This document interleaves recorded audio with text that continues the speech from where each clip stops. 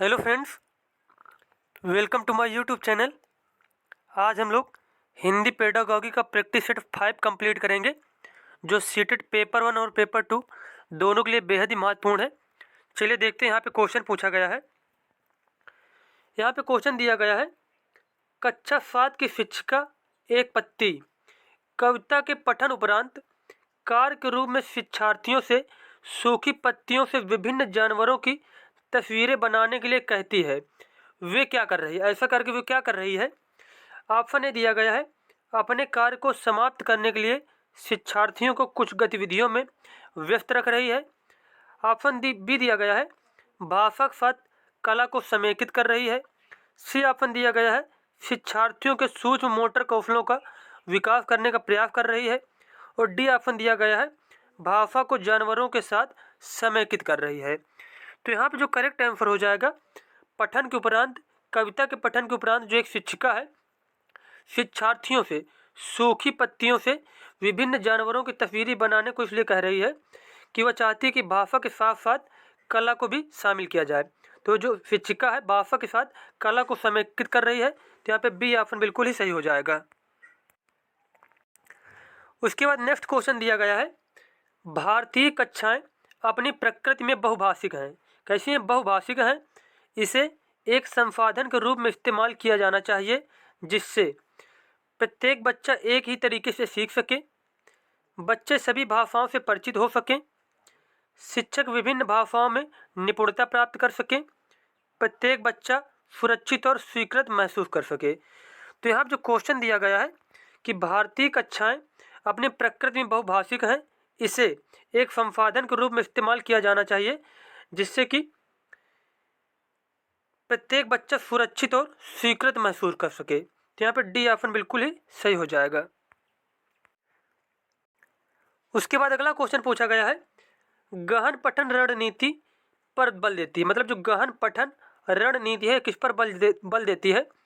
आनंद के लिए पाठ्य वस्तु पढ़ना, विस्तृत जानकारी के लिए पढ़ना, संपूर्ण समझ के लिए पढ़ना, या फिर दूसरों के लिए पढ़ना। तो ये जो गहन पठन रणनीति है यह जोर देती है विस्तृत जानकारी के लिए पढ़ना। किसके लिए? विस्तृत जानकारी के लिए पढ़ना। उसके बाद क्वेश्चन दिया गया है, सर्वाधिक उचित विकल्प का चयन करते हुए निम्नलिखित कथन को पूरा कीजिए। अब यहाँ पर कथन दिया गया है, उदीयमान पाठक के लिए चित्र पठन एक मूल्यवान संसाधन हो सकता है क्योंकि यह महत्वपूर्ण संकेत उपलब्ध कराता है कि कहानी में क्या हो रहा है। यह उन्हें अपनी लिखावट सुधारने में मदद करता है। यह उन्हें आत्मविश्वासी और अच्छा लेखक बनाता है। यह उन्हें सर्व शिक्षार्थी बनाता है। तो यहाँ पे जो क्वेश्चन पूछा गया है कि उदीयमान पाठक के लिए चित्र पठन एक मूल्यवान संसाधन हो सकता है क्योंकि यह महत्वपूर्ण संकेत उपलब्ध कराता है कि कहानी में क्या हो रहा है। तो यहाँ पे ए ऑप्शन हमारा बिल्कुल ही सही हो जाएगा। अगला क्वेश्चन आपसे पूछा गया है, एक प्रभावी अनुच्छेद लेखन में शामिल है। एक प्रभावी अनुच्छेद लेखन में क्या शामिल है? सुपाठ एवं अच्छी लिखावट, विषय वस्तु में कठिन शब्द, विचार प्रस्तुति और सुसंगता, या फिर शिक्षार्थियों को शामिल करने के लिए अलंकारिक भाषा। तो यहाँ पे प्रभावी अनुच्छेद लेखन में शामिल चीज़ें जो है वो है विचार, प्रस्तुति एवं सुसंगता। तो सी ऑप्शन बिल्कुल ही करेक्ट है। यहाँ पर देखते हैं अगला क्वेश्चन। नेक्स्ट क्वेश्चन यहाँ पर पूछा गया है, छोटे बच्चे किसी भी सतह पर पेंसिल या मोमी रंगों को आगे पीछे घुमाना पसंद करते हैं। यह कहलाता है इसे बोला जाता है आड़ी तिरछी रेखाएं। क्या बोलते हैं इसको? आड़ी तिरछी रेखाएं बोलते हैं। उसके बाद अगला क्वेश्चन दिया गया है, समग्र भाषा से तात्पर्य है। समग्र भाषा से क्या तात्पर्य है? अब ऑप्शन ए यहाँ पे दिया गया है, शब्दों को अक्षरों में तोड़ना और अक्षरों का संयोजन। बी ऑप्शन दिया गया है, अक्षर ध्वनि संबंध स्थापित करना। और सी ऑप्शन दिया गया है, शब्दों को भाषा के समग्र टुकड़ों के रूप में समझना। और डी ऑप्शन दिया गया, ध्वनि विज्ञान पर केंद्रित करना, ध्वनि विज्ञान पर ध्यान केंद्रित करना।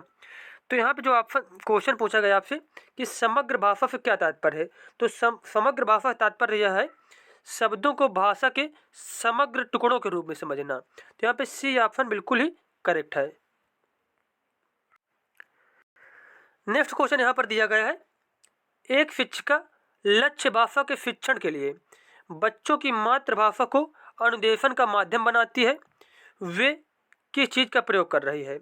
कोई शिक्षिका है, वह शिक्षण माध्यम के लिए मातृभाषा को अनुदेशन का माध्यम बनाती है, तो वह क्या कर रही है, वो कौन सी पद्धति अपना रही है, यहाँ पे बताना है। व्याकरण अनुवाद पद्धति, प्रत्यक्ष पद्धति, संरचना उपागम या फिर संप्रेषण परक उपागम। तो यहाँ पे जो करेक्ट आंसर हो जाएगा वो हो जाएगा कि वह व्याकरण अनुवाद पद्धति अपना रही है। कौन सी पद्धति? व्याकरण अनुवाद पद्धति का प्रयोग कर रही है शिक्षिका। उसके बाद क्वेश्चन दिया गया है, सुनना दूसरे व्यक्ति की मौखिक भाषा और गैर शाब्दिक संदेशों को एवं अर्थ के प्रति समुचित तरीके से प्रतिक्रिया देने की योग्यता है। मतलब यहाँ पे पूछा गया है कि दूसरे व्यक्ति की मौखिक भाषा और गैर शाब्दिक संदेशों को अर्थ के प्रति समुचित तरीके से प्रतिक्रिया देने की योग्यता है। मतलब क्या प्रतिक्रिया देने की योग्यता है? याद रखने और समझने, समझने और विश्लेषण करने, परखने और विश्लेषण करने, परखने और संश्लेषित करने। तो यहाँ पे करेक्ट आंसर हो जाएगा कि समझने और विश्लेषण करने। क्या हो जाएगा? समझने और विश्लेषण करने। अब देखो यहाँ पे क्वेश्चन को एक बार पढ़ते हैं फिर से।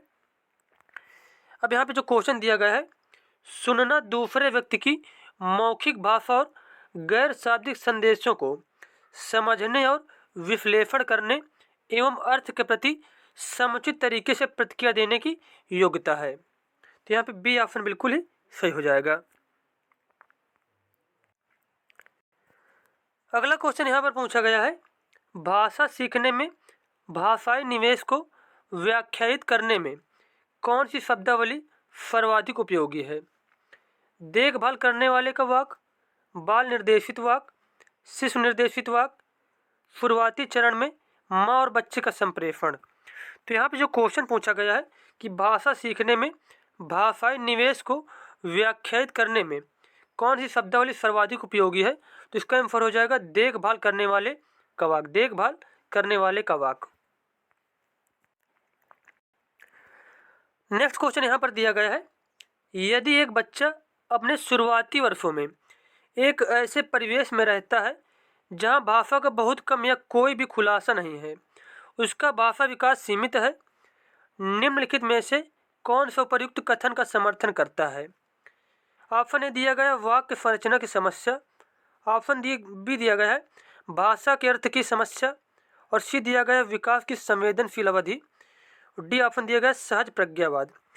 तो यहाँ क्वेश्चन क्या पूछा गया है, यदि एक बच्चा अपने शुरुआती वर्षों में एक ऐसे परिवेश में रहता है जहाँ भाषा का बहुत कम या कोई भी खुलासा नहीं है, उसका भाषा का विकास सीमित है, निम्नलिखित में से कौन सा उपयुक्त कथन समर्थन करता है? तो ये जो कथन ऊपर दिया गया क्या समर्थन करता है?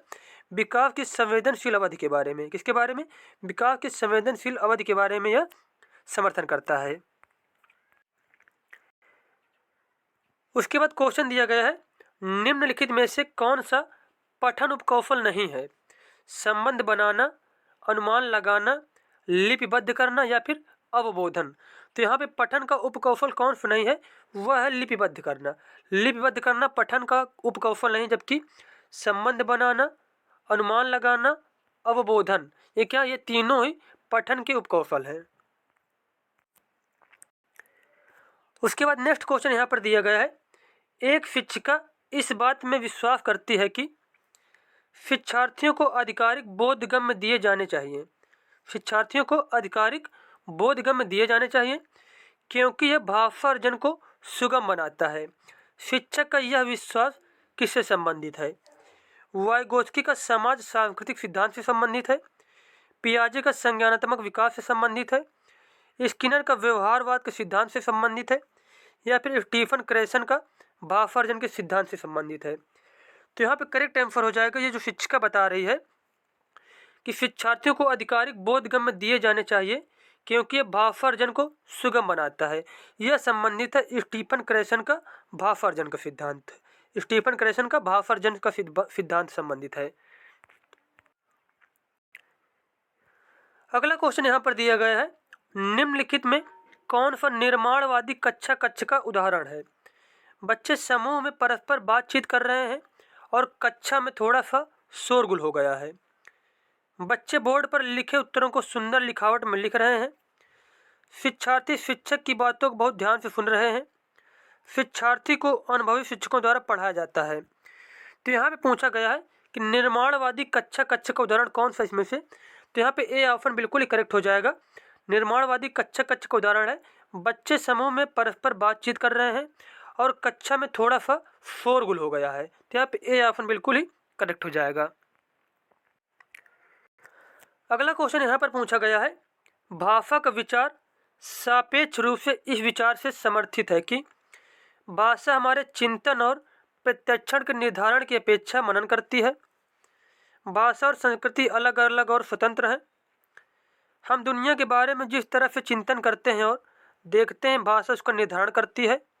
और डी ऑप्शन दिया गया है, विचारों को आकार देने में भाषा की कोई भूमिका नहीं है। तो यहाँ जो क्वेश्चन पूछा गया है, भाषा का विचार सापेक्ष रूप से इस विचार से समर्थित करता है कि भाषा हमारे चिंतन और प्रत्यक्षण के निर्धारण की अपेक्षा मनन करती है। तो यहाँ पे ए ऑप्शन बिल्कुल ही करेक्ट हो जाएगा। तो यहाँ पे हमारे जो 15 क्वेश्चन थे वो कंप्लीट हो गए। मिलते हैं नेक्स्ट वीडियो में। धन्यवाद।